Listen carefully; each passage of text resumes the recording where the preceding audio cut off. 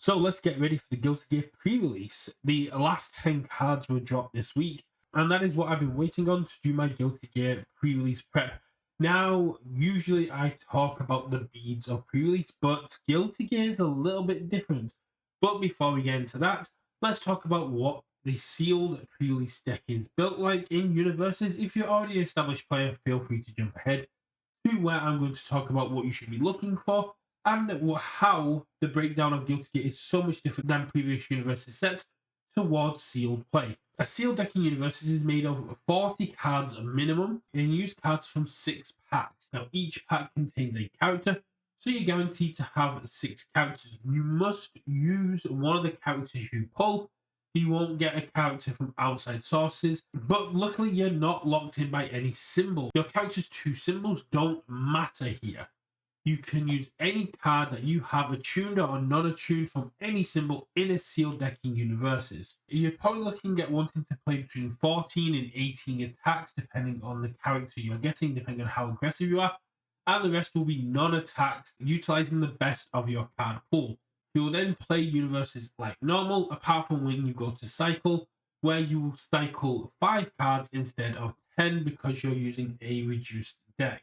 The sealed pool is very important to be able to identify cards that will help you. It's going to be very strong. That was just a brief overture, but Guilty Gear. Now let's get into Guilty Gear itself. The Guilty Gear Strive set is a very unique set because it has been segmented. All of the non-rare foundations are commons. All of the non-rare attacks are uncommons. So the only outliers as to you're not quite sure what you're going to be getting come from the rares or higher. In each pack, you're guaranteed to get 6 foundations, 1 character, and then a mixture of 3 attacks or actions. This means from 6 packs you'll get 6 characters, a minimum of 36 foundations, and then on average about 15 to 18 attacks, not including your rare or higher. The rare or higher will allow you to get additional bolstering power, but this is going to lead to more consistent deck building. I know we've seen some issues when it came to Apocalypse and Teenage Mutant Ninja Turtles, where packs just didn't have enough to make legal decks or even have enough attacks to allow you to have a good play experience. This distribution of attacks and foundations means that you're guaranteed to have enough foundations to make your deck legal, and you should have, on average, enough attacks to play, but you may end up having to play every attack you pull. That's fine. It's better to have more choice in your foundations, which are going to be the lifeblood of your interactions, than having to choose between, say, 20 attacks. When it comes to draft, you can go nuts, but not too many places draft Universus at pre-release. If you are interested in draft prep, let me know. I will happily do that. But I'm going to mainly focus on sealed here. So what makes a Guilty Gear so much different than any other set? Well, the Guilty Gear attacks give you guaranteed momentum, and this momentum isn't blank, it has its own abilities. And now, outside of 2 attacks, there are no keywords in Guilty Gear that use momentum. There's a secret rare that has EX, and there's an ultra rare that has powerful. Each tension attack gains you 1 Roman cancel, which has 4 colored abilities. You may use one of these abilities. You may use each colored ability once throughout each turn. So the red has you remove the Roman cancel to change the zone of your attack. The purple has response to remove. Spend momentum. After your attack block resolves, remove it and play it from the card pool and draw a card. The yellow is a response that says remove and spend momentum before you take damage from an unblocked attack. Change that damage to 3. And the blue is form, remove, freeze 1 rival foundation. Yellow is primarily rival turn. Purple and blue are primarily your turn, and red is going to be very impactful. Red is probably the one that will be used the most in pre-release, because changing the zone of your attack is very strong. Now, in terms of foundations, what should you be looking out for? Well, with all this momentum flying around, you'd be looking for the cards that can cancel momentum actions. Things like Calling from the Shadow. Calling from the Shadow says if your opponent tries to use a non-character ability to add momentum, it gets cancelled. So your opponent goes in with their tension. You go, cool, I can block this, and then your opponent, then you remember, oh, my opponent has not used the red form yet, the red enhance on the tension on the Roman cancel. They could change the zone attack. Let's cancel this momentum, keep this in a zone I know I can block, and we'll worry about the next attack next time. Canceling your opponent's plans is very strong, especially in a set that is utilizing Roman cancel utilizing Roman cancel. Being able to stop your opponent getting momentum is going to allow you to control the flow of the game and allow you to use your red. It allows you to use your Roman cancels where your opponent has none. Outside of that, you're looking for things that have speed reduction, that have damage reduction. Cards like Queen of Compassion, which allow you to get -2 speed or discard a card from your hand, allowing you to draw more cards in your turn, digging for attacks, digging for a better sculpted hand, and giving -4 speed, making something a lot easier to block. Roar of Spark, giving -2 speed or giving stun is an absolutely solid card and one that I would recommend a lot of people running. But there isn't too much speed reduction within the set. The actions and foundations that cancel momentum, that cancel this growth of momentum, are going to be very powerful. Anything that can disrupt your opponent's plan is very strong, but ideally you want to be kind of more focusing on your plan.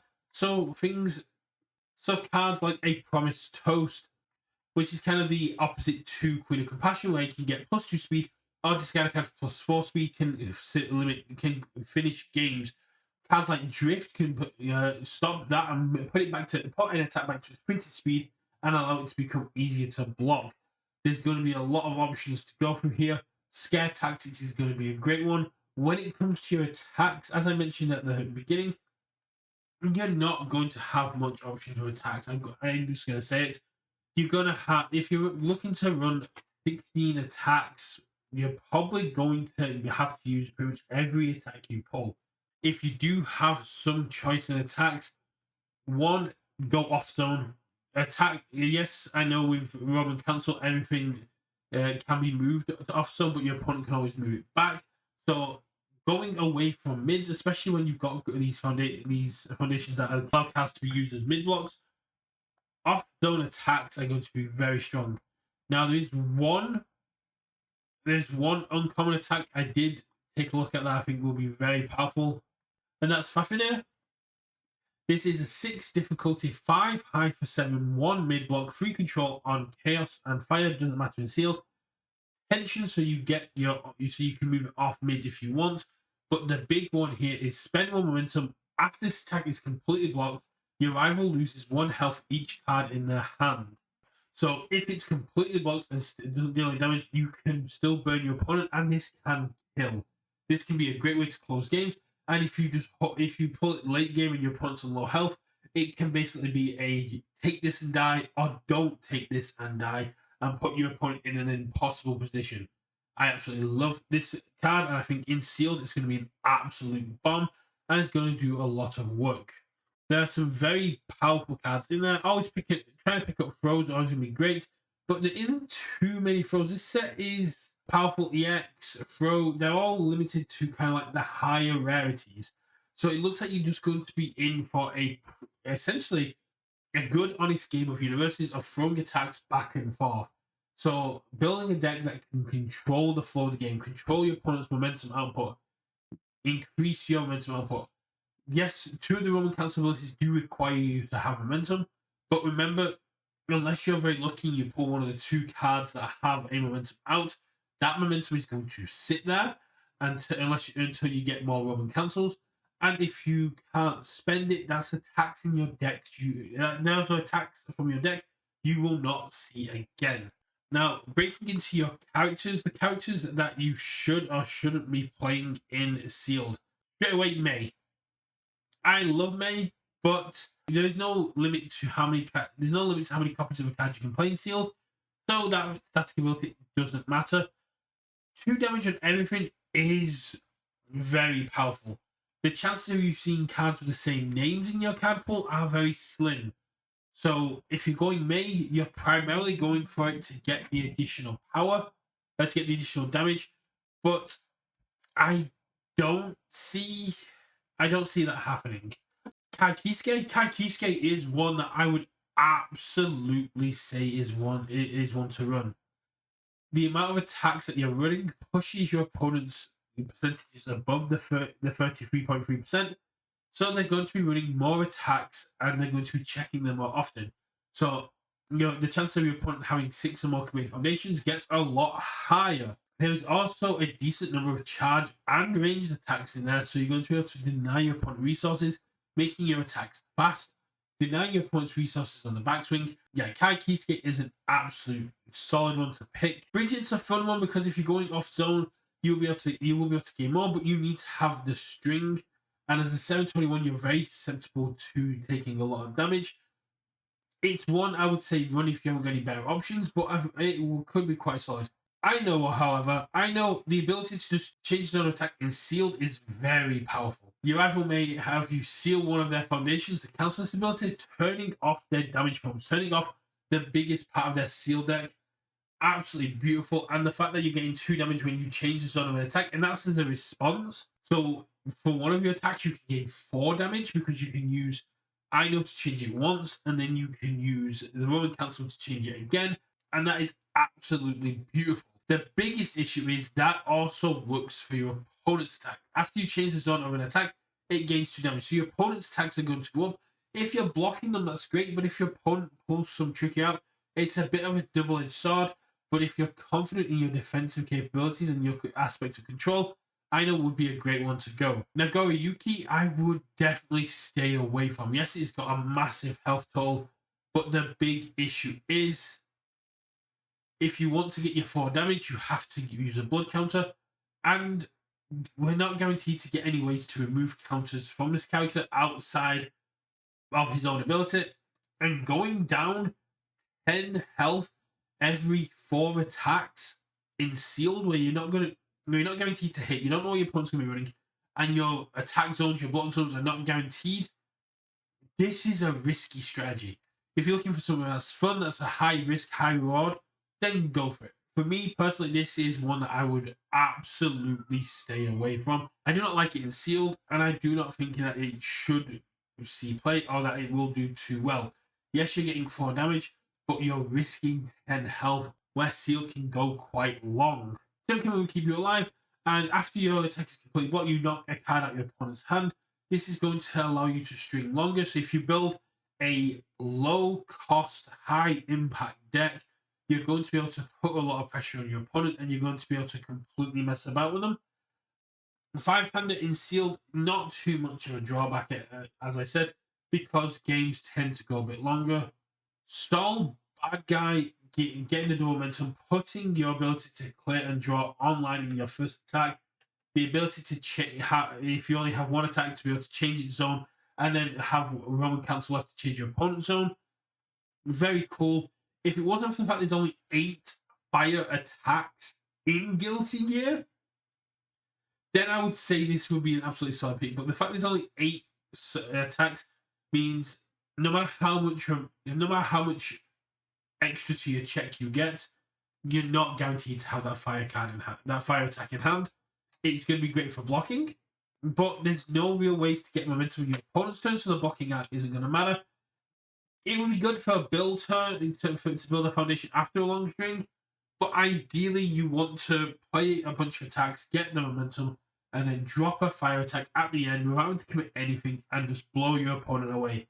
And because there's only 8 in an 85 card set, you're not guaranteed to see more than 1. And that's absolutely rough and that's absolutely sucks because this is a solid character in standard, not so much in sealed. Happy Chaos, this one's absolutely solid. Comes in with 6 bullet counters in play, and then on your attacks, your ranged attack can get +1 speed, +1 damage, and if it does damage, you can look at the top card of your deck and add it to your momentum. This can solidify your checks, and unlike when we're looking at the fire symbol, there are 13 ranged attacks in Guilty Gear, only 3 of which are above the uncommon rarity, which means there are 10 uncommon ranged attacks in Guilty Gear. Happy Chaos is an absolute solid pick here. Happy Chaos being able to utilize the range, being able to utilize the Roman candle aspect when your attacks hit, The biggest issue you're going to come across is a lot of these attacks do seem to fall into the mid category in terms of attack zone. But thanks to Roman Cancel, you can move them around. Happy Chaos Happy Chaos would probably be along my pick if you're looking for an aggressive, do a little bit of extra damage, and kind of close out the game quickly. That would be my pre-release prep. If you're looking to go down the control aspect, go I know, but that health total is quite scary. But personally, for myself, if I'm looking at going into pre-release, I want to be aggressive, I want to be fast, and I want to have all my abilities on the line to disrupt my opponents. Happy Chaos would probably be where I was hoping to go if I saw it. If not, I'd probably going with one of the damage pumps that don't have as much of a downside. Bridget or Kaiki's for the speed, or May for the damage. Very solid picks, and because you're getting six characters, you're going to see a nice mixture out there, unless you get very unlucky and see a lot of duplicates. The last things I'll touch on here is, remember, there's only 2 cards that have momentum out as keywords. There's some foundations that allow you to spend momentum, but don't rely on those guys that are on the higher rarity end. So when you're playing, if you're looking at taking momentum, you want to be revolving around your Roman Cancel abilities. If you want the ability to make a damage free, the ability to clear and draw a card, very solid, but you need momentum in able to knock those off. Disrupting opponent's momentum using Calling from the Shadows or Psych Burst will be very powerful. This will cancel Roman ability. This will cancel their ability to gain momentum, or even cancel their Roman cancel, putting you in a position of control. You are most likely going to have to use all the attacks you've got, but don't worry about your build. There's no deadlock in Guilty Gear. There's no punishment for overbuilding outside of you may cycle quicker. So feel free to build up. Get yourself a nice big stage, draw a bunch of attacks, and just go swinging. If in doubt, be aggressive. But if your deck pool leads to a more control build, please use it responsibly. That's all I've really got to say on here. Look, it's basically just this is more a indirect way of following your beads. Look for your bombs, your high rarity, your high impact cards. Look for the efficiency, your speed increase, your speed decrease, your damage pumps, your damage reduction. The things that are going to make your ability to draw, the ability to increase checks, the ability to increase your opponent's checks. Then look at your attacks. Look for off-zone attacks. Look for attacks that are able to increase them on speed or increase them on damage. Look for attacks that can deal damage even if they're blocked, or can still put a lot of pressure on your opponent to have to act. High speed, high damage attacks, or low, or even high speed, low damage attacks. Every attack hit matters in Sealed. Putting pressure on your opponent, knocking down, but do not overextend. Do not put yourself in a position being too aggressive where you can be killed on the backswing. Then look at your defense. Look at your block zones. Make sure you're able to reduce speed. You're able to block. That you've got enough cards in hand that your opponent isn't feeling that they can just walk all over you. And the last one is look for your synergies. Look for card interactions that work well together. For example, look at Soul Bad Guy and see how many fire attacks you've got. Look at if you've got anything that can be utilized with face down cards in your card pool, or with flips when you want to look at Bridget. Look for ways to utilize your card's abilities in a brand new way. Sealed gives you the opportunity to take cards that will not see each other in standard and utilize them together very well, and create plays and create strings that do not happen outside of Sealed. It's so much fun. It's such a great way to do it. Let me know what kind of character you're looking to play at pre-release. Let me know if this was helpful. If you want me to go back to my more structured slide aspect of the pre-release prep, but with this one, I wanted to just go in a little bit more because there's no deadlock, there's no breaker, there's no echo.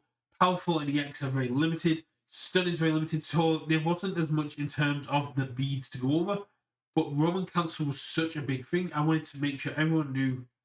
Be careful of your opponent's momentum, and be careful you don't take too much momentum yourself and no longer see any attacks.